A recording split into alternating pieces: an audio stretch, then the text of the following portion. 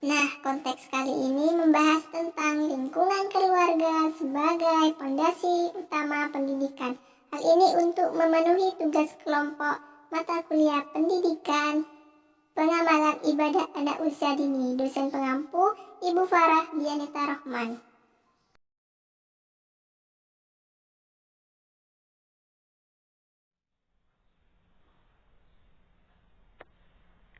Assalamualaikum warahmatullahi wabarakatuh.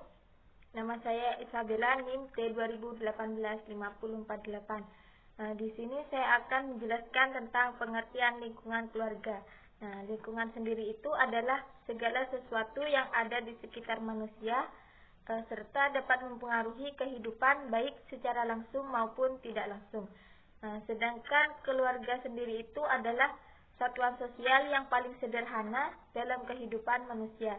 Jadi dapat disimpulkan bahwa lingkungan keluarga itu adalah lingkungan pendidikan yang pertama bagi anak, karena sebagian besar dari kehidupan anak itu adalah di dalam keluarga, sehingga didikan yang paling banyak diterima oleh anak itu adalah di dalam keluarga. Jadi di dalam keluarga itu anak akan mendapatkan perhatian, kasih sayang, dorongan, bimbingan, didikan, keteladanan, dan pemenuhan kebutuhan ekonomi dari orang tua, sehingga anak dapat mengembangkan potensi yang dimilikinya demi perkembangannya di masa mendatang. Kemudian saya akan menjelaskan tentang peran orang tua dalam memberikan pendidikan pengamalan ibadah kepada anak usia dini. Jadi peran orang tua dalam memberikan pendidikan pengamalan kepada anak itu, orang tua harus membimbing, mengawasi, mengajarkan, mengontrol, dan membina. Jadi peran orang tua itu sangatlah berperan penting dalam setiap pertumbuhan, perkembangan, dan apapun yang menyangkut tentang anaknya. Oleh karena itu, orang tua itu dituntut untuk berhati-hati dalam setiap perilakunya, karena jika tidak anak akan menirukan hal buruk dari orang tuanya.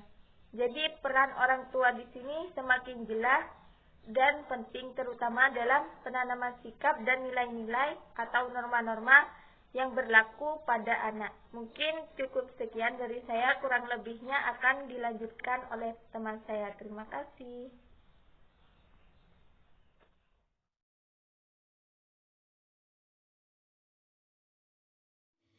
Assalamualaikum warahmatullahi wabarakatuh. Saya Indah Suci Lestari, NIM T2018-5052. Nah, di sini saya akan mengupas sedikit tentang cara orang tua mendidik ibadah anak dalam keluarga. Nah, apa sih? Bagaimana sih cara orang tua itu mendidik ibadah dalam berkeluarga? Nah, kalau menurut Muhammad Jamaluddin Mahfuzi, cara orang tua mendidik ibadah anak dalam keluarga itu ada 8 cara. Yang pertama yaitu menanamkan ibadah akidah yang sehat. Yang kedua yaitu latihan beribadah. Yang ketiga yaitu mengajarkan kepada anak suatu hal yang haram dan yang halal. Yang keempat yaitu membiasakan anak belajar. Yang kelima yaitu memberikan hukuman. Yang keenam yaitu persahabatan orang tua terhadap anak. Yang ketujuh yaitu membiasakan anak meminta izin. Yang ke-8 yaitu adil terhadap anaknya. Nah, beralih ke cara yang pertama yaitu menanamkan akidah yang sehat. Nah, pada waktu kita itu dilahirkan, seorang ayah itu pastinya mengazani kita itu di telinga yang kanan. Karena apa? Karena agar kalimat yang pertama yang kita dengar itu adalah kalimat yang mengesahkan Allah, seperti itu. Serta seperti halnya juga orang tua itu mengajarkan setiap sesuatu ataupun setiap melakukan ataupun mengawali sesuatu itu harus didasari dengan bacaan basmalah. Seperti itu cara yang pertama yaitu menanamkan akidah yang sehat. Yang kedua yaitu latihan beribadah. Nah, latihan beribadah ini seperti halnya mengajarkan ataupun mempraktekkan cara-cara ibadah ataupun cara-cara sholat, serta menjelaskan ataupun memberitahu apa-apa yang dibaca di dalam sholat, seperti itu. Yang ketiga yaitu mengajarkan anak tentang suatu yang halal dan yang haram. Nah, di sini orang tua juga harus menjelaskan ataupun memberitahu mana hal yang halal dan mana hal yang haram, dengan cara menggunakan alat peraga juga bisa seperti itu, dengan cara menggunakan boneka tangan ataupun boneka jari. Nah, di sana orang tua itu bisa bercerita tentang suatu hal yang halal dan suatu hal yang haram, seperti laki-laki itu tidak boleh memakai ataupun tidak boleh berpenampilan menyerupai perempuan, begitu pun sebaliknya, serta orang tua itu harus mengasih tahu batas-batas aurat laki-laki dan aurat perempuan. Yang ketiga yaitu yang keempat yaitu membiasakan anak belajar. Nah, di sini orang tua itu harus membiasakan anak belajar sejak usia dini, di mana orang tua itu harus mendampingi anak ketika anak belajar. Nah, ketika ada seorang orang tua yang tidak bisa membaca ataupun tidak bisa mendidik mengajari anaknya, maka orang tua itu harus menyekolahkan anak ke lembaga terdekat. Yang selanjutnya yaitu memberi hukuman. Nah, sesuai dengan syariat Islam, apabila anak tersebut sudah balik, sudah umur 9 tahun bagi anak perempuan dan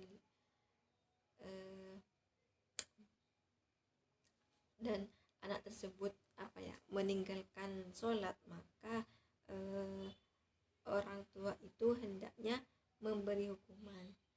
Nah, seperti itu. Yang keenam yaitu persahabatan orang tua terhadap anak. Nah, ini penting bagi orang tua, di mana persahabatan seorang anak dan orang tua itu harus terjalin sebaik mungkin, karena apabila anak itu sudah menganggap orang tuanya sebagai sahabat, maka anak itu tidak lagi sungkan ataupun tidak lagi melanggar peraturan, lebih tepatnya menaati apa yang diperintahkan oleh orang tua dan menjauhi larangan dari orang tua. Bukan sebaliknya, nanti apabila seorang anak itu tidak mesra dengan orang tuanya, maka orang tuanya itu bisa-bisa ditakuti oleh anaknya. Seperti itu. Yang ketujuh yaitu membiasakan anak meminta izin. Nah,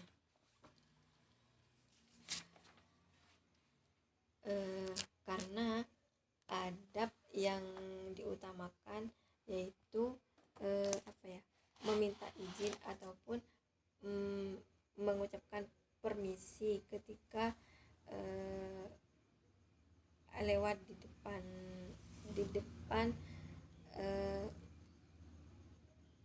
orang, seperti itu. Karena sesuai dengan pepatah yang mengatakan bahwasanya kesopanan itu lebih tinggi nilainya daripada kepintaran, seperti itu. Yang ke-8 yaitu adil terhadap anaknya. Nah, ini sangat penting karena kenapa? Karena apabila orang tua itu membeda-bedakan antara anak si A dan anak si B, itu akan menimbulkan perselisihan, menimbulkan pertengkaran, menimbulkan permusuhan antara si A dan si B. Nah, karena apabila anak itu sudah merasa dibedakan, anak itu tidak akan betah lagi di rumah dan akan apa ya, salah dan nantinya akan salah bergaul seperti itu. Oke, itu yang dapat saya sampaikan. Poin-poin selanjutnya akan dijelaskan oleh teman saya.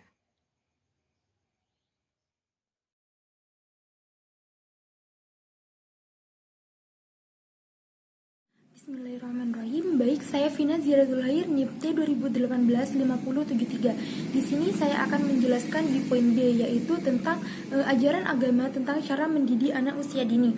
Jadi di sini yang pertama yaitu tentang kewajiban orang tua kepada anak-anaknya, yaitu sebagai berikut. Yang pertama yaitu mendoakan anak-anaknya dengan doa yang baik dan tidak mengutuk anaknya dengan kutukan yang tidak manusiawi.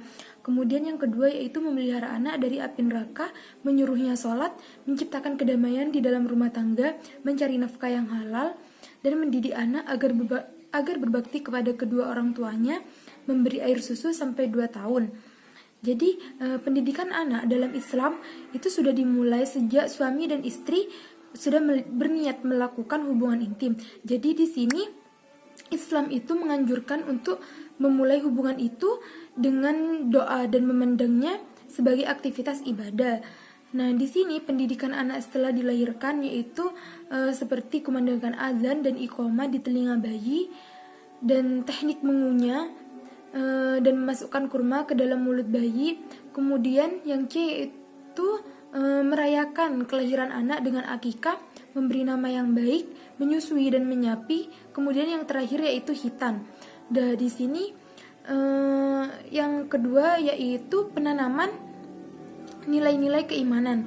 Jadi yang pertama yaitu mengajarkan tajwid.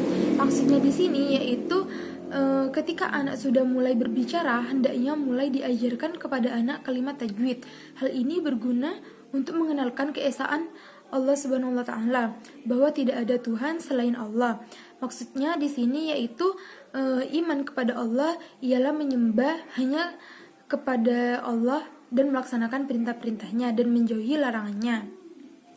Kemudian memberitahu hal-hal yang haram dan halal, dan mensyukuri nikmat Allah.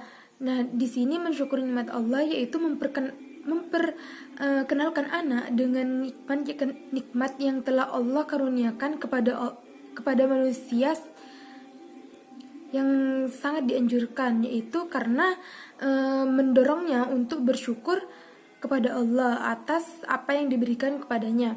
Jadi di sini anak kecil tidak akan mampu memahami konsep ad-din yang abstrak. Jadi karena itu daya nalarnya yang masih sangat terbatas dan terbelenggu dengan lingkungan sekitarnya. Di sini peran orang tua sangat dibutuhkan untuk menjelaskan nikmat-nikmat Allah yang berada di alam semesta. Misalnya orang tua mengajaknya mengamati lingkungan yang ada di sekitarnya, seperti pepohonan, gunung, sungai, dan lain sebagainya. Kemudian di sini yang D yaitu menanamkan jiwa selalu dekat kepada Allah. Nah, salah satu ajaran yang terpenting dalam Islam yang harus disampaikan kepada anak adalah bahwa manusia selalu dekat dengan Allah dan selalu berada dalam pengawasannya, sehingga dia menyadari bahwa segala yang dilakukannya tidak luput dari pengamatan Allah. Kemudian yang E yaitu mengajarkan ibadah. Rasulullah SAW di sini telah memerintahkan orang tua agar mengajarkan sholat sejak mereka berusia 7 tahun dan memukul mereka apabila meninggalkannya saat mereka berusia 10 tahun.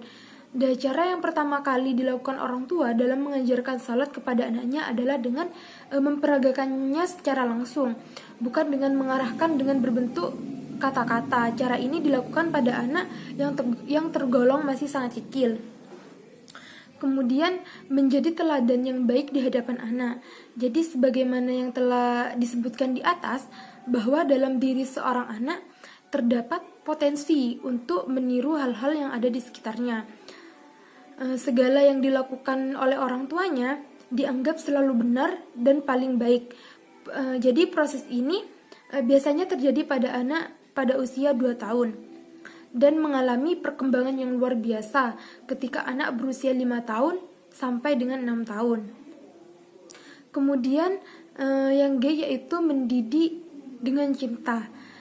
Nah, di sini anak yang dicintai akan menjadi anak yang bersifat kooperatif dengan orang lain dan mencintai mereka seperti prinsip dasar-dasar moral yang kuat sehingga siap untuk menerima kehadiran orang lain. Dengan cinta ini mereka merasa tenang dan percaya diri. Nah, kemudian yang terakhir di sini yaitu mendidik dengan cara kekerasan. Nah, banyak orang tua yang beranggapan bahwa memukul termasuk cara yang efektif dalam mendidik dan mengingatkan anak serta untuk menunjukkan wibawa si pendidik. Padahal hal tersebut hal tersebut salah. Sebenarnya ini adalah anggapan yang sangat keliru. Karena mendidik dalam menggunakan kekerasan akan menghilangkan metode-metode lain yang sebenarnya lebih efektif. Seorang pendidik yang menggunakan pukulan biasanya didorong oleh hal-hal berikut. Tidak mengetahui cara-cara mendidik yang baik, menjaga kewibawaannya.